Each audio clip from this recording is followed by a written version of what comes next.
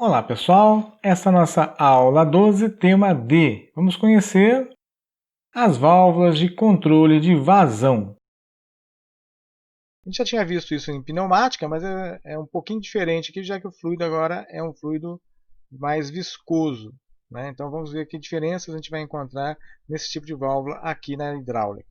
Tem um modelo que é de orifício fixo, onde o diâmetro do orifício é calibrado para determinada pressão e vazão. Você não precisa de regulagem nenhuma, mas o mais comum de encontrar é de orifício variável, que é tipo uma torneira igualzinho que a gente viu na hidráulica. Igualzinho que a gente viu na pneumática. Quanto mais fechado for, menos vazão vai passar. Então temos aqui uma válvula de controle variável, né? Na esquerda a fotografia mostrando o corpo, e na direita o símbolo, que a gente já conhece da pneumática, e um corte interno mostrando que o parafuso de ajuste aumenta ou diminui a área por onde vai passar o fluido, podendo inclusive travar o fluido, se for fechada completamente. Essa válvula é uma válvula bidirecional, ou seja, a vazão de A para B ou de B para A, ou seja, num sentido ou em outro, é exatamente o mesmo. A e B são pórticos de entrada e saída de óleo. Há uma agulha cônica de estrangulamento e um parafuso de ajuste do posicionamento da agulha.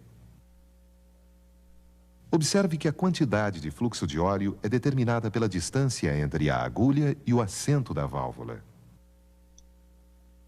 Veja o que ocorre com o fluxo e a agulha quando o parafuso é apertado. Agora soltando o parafuso. É uma válvula bidirecional porque a mesma regulagem pode ser efetuada nos dois sentidos do fluxo, de A para B e de B para A. Veja o que ocorre com a válvula totalmente fechada. A conicidade da agulha permite maior sensibilidade no ajuste do estrangulamento. Muito bem, extremamente simples, certo? Bom, temos essas válvulas controladoras de vazão variável, mas com retenção integrada. A gente já tinha visto isso em pneumática também. Ou seja, ela é unidirecional. Numa direção ela controla o fluxo, na outra direção a válvula de retenção se abre, deixando o fluido passar livremente. Temos aí uma imagem similar à que a gente viu anteriormente, um pouco mais longa por causa da retenção, e um corte similar à direita, onde a gente enxerga inclusive a mola que faz a retenção. Esta válvula possui dois pórticos de entrada ou saída, A e B. Uma agulha cônica de estrangulamento com posicionamento regulado manualmente por um parafuso e uma retenção simples ligada em paralelo. Quando o óleo flui de A para B, a retenção bloqueia a passagem, forçando o óleo a passar restringido pela agulha.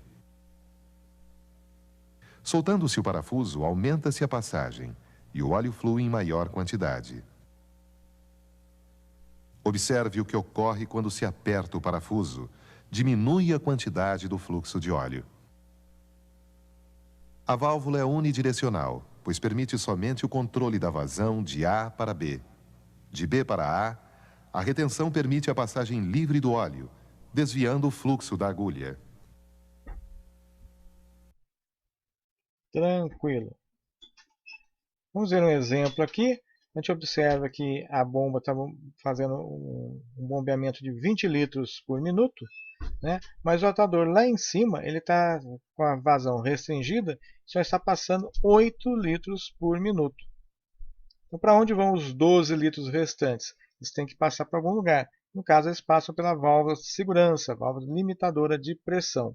Quando a válvula chegar no final de curso, então não vai ter mais vazão para ela, então todos os 20 litros passarão pela válvula limitadora. Mas enquanto o atador estiver movimentando tanto no avanço quanto no recuo, já que está usando uma válvula bidirecional, a vazão será de 8 para o atador e de 12 para a válvula de segurança. Tem três sistemas de controle de vazão. Esse é o controle na entrada, o meter-in, utilizado quando o atuador deve empurrar ou levantar uma carga, ou seja, quando a carga resiste ao movimento. Por exemplo, temos aí uma carga que vai ser levantada verticalmente. Então a gente pode fazer o controle na entrada. Então, temos outra figura ilustrando. O ruim do controle na entrada é que, como o óleo sofre uma restrição, ele tende a dar uma aquecida. Essa variação de temperatura pode variar a vazão, Então você a princípio regula para uma certa velocidade, uma certa vazão, mas com o passar do tempo, como o óleo vai esquentando, essa velocidade vai sendo modificada, né? Então o óleo muda um pouquinho as propriedades, muda pela temperatura e aí a vazão também sofre mudanças, mas tem como corrigir isso. Daqui a pouco a gente vai ver. A outra forma é o meter out, utilizado quando a carga tende a fugir do atuador. Como assim fugir? Vocês provavelmente já tentaram fazer um furo com a broca helicoidal, né? E quando a broca penetra na madeira, no metal, ela tende a ser puxada por causa da hélice, como se fosse um parafuso. Então a carga tende a fugir, né? Seria o caso, por exemplo, aqui de uma carga na vertical para baixo. Então a gravidade tende a puxar essa carga. Para evitar que isso aconteça, a gente faz o controle na saída. Em outra imagem aqui. E esse controle acaba sendo mais preciso que o anterior. Por quê? Porque o aquecimento do óleo pela restrição da válvula acontece depois que passou pelo atuador. Então já não tem esse problema do aquecimento do óleo mudar a velocidade. E o último, menos usado, é o blender off. Por quê? Ele é instalado na entrada ou na saída, mas ele controla o quanto que é desviado do atuador. Vamos ver a figura aqui. O controle em desvio. Então, o que vai para o atuador é o que resta, que sobra, em relação ao que vai controlado para o reservatório. Então, quase não é usado isso aqui, não. Temos a figura aí. Então, o óleo entra, o que é desviado é controlado, o que vai para o atuador é o que resta. Bom, eu falei que existe a modificação das propriedades do óleo, vai mudar a vazão, vai mudar a velocidade então, de atuação. Então, existem as válvulas controladoras de vazão com pressão compensada. Ou seja, mesmo com a pressão mudando, a válvula continua com a mesma vazão que antes. Você regula a vazão e ela continua constante. Esta válvula possui um pórtico de entrada de pressão A, uma linha de saída de fluxo controlado B, um pórtico M para a ligação de um manômetro, uma agulha cônica de estrangulamento com posição regulada por parafuso e um carretel compensador de pressão acionado para a esquerda por uma mola. O carretel compensador mantém sempre a mesma diferença de pressão entre a entrada e a saída do estrangulamento. A diferença constante de pressão determinada pela mola garante a passagem do mesmo volume de óleo, independentemente da variação da pressão do sistema hidráulico. O carretel compensador é pilotado para a direita pela pressão de entrada A da válvula, através do orifício interno de pilotagem, e para a esquerda, pela pressão da câmara intermediária entre a agulha e o carretel compensador. Quando se ajusta o estrangulamento, se a pressão na entrada A subir, o carretel é pilotado para a direita, fechando a saída B. A pressão da câmara intermediária sobe na mesma proporção. Observe, quando a pressão na câmara intermediária sobe, o carretel é pilotado para a esquerda, abrindo mais ainda a saída B da válvula. Isto diminui também a pressão na câmara intermediária. Os manômetros intermediários instalados na entrada A da válvula P1 e na câmara intermediária P2 indicam sempre a mesma diferença de pressão. Se o óleo fluir no sentido contrário, de B para a compensação de pressão não funciona, mas o fluxo pode ser controlado pela agulha. Muito bem. Existe também a válvula controladora de fluxo com pressão e temperatura compensados. Então o símbolo ganhou, parece um termômetrozinho, aquela bolinha com uma haste. Então se a pressão variar ou a temperatura variar, a vazão vai continuar constante. Então é uma válvula um pouco mais elaborada. Pode-se controlar a velocidade dos elementos atuadores mediante a combinação de uma válvula de fluxo com uma válvula limitadora de pressão.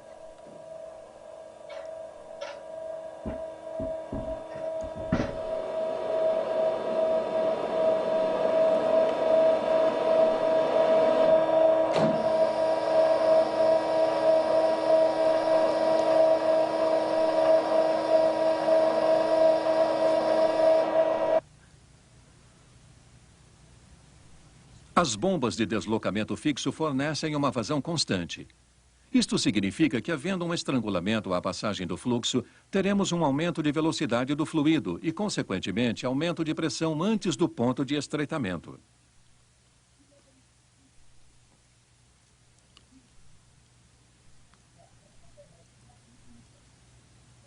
Aqui observamos a resistência oferecida por um parafuso de regulagem.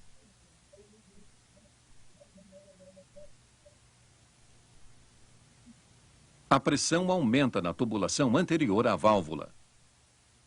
A válvula limitadora de pressão começa a se abrir, dividindo-se assim o fluxo. Deste modo, uma parte escoa para o cilindro e a outra parte retorna ao reservatório. Esta vazão agora menor, que atua no cilindro, provoca uma velocidade de trabalho também menor.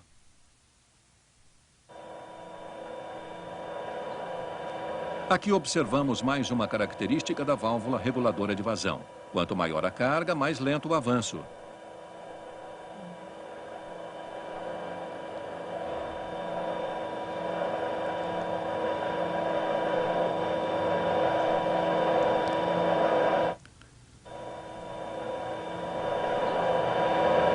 Um circuito que funcione independentemente da carga pode ser construído utilizando-se uma válvula reguladora de vazão compensada quanto à pressão.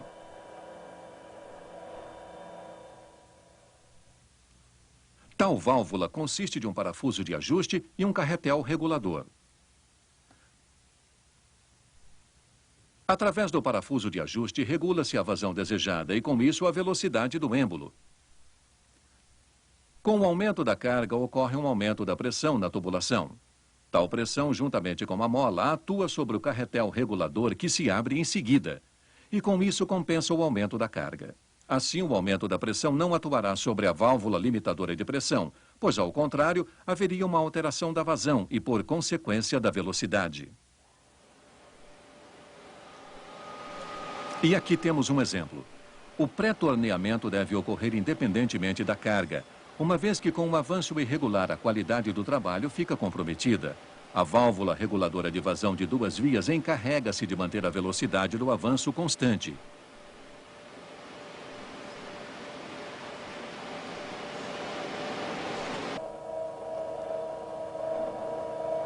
Existem dois métodos de regulagem de vazão.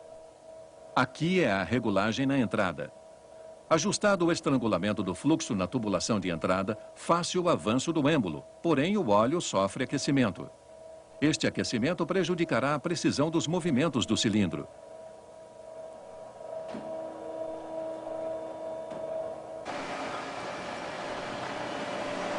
Este fato não tem relevância em algumas máquinas, mas no caso deste centro de usinagem, onde se exige precisão, o aquecimento do óleo é indesejável. Em tais casos, é escolhido o estrangulamento na saída. Isto quer dizer que o óleo que retorna ao reservatório é estrangulado. Aqui, o aquecimento do óleo não tem importância. Porém, neste caso, deve-se observar que, por causa da relação diária do êmbolo, ocorrerá uma multiplicação da pressão. O sistema, portanto, deve estar preparado para tais aumentos de pressão. É isso aí, pessoal. E sobre as válvulas de controle de fluxo, temos essa diferença grande entre a pneumática e a hidráulica. A hidráulica tem que se preocupar, além da pressão, obviamente, que é muito maior, se preocupar com mudança de temperatura, mudança de vazão, mudança de pressão. Então, até a próxima!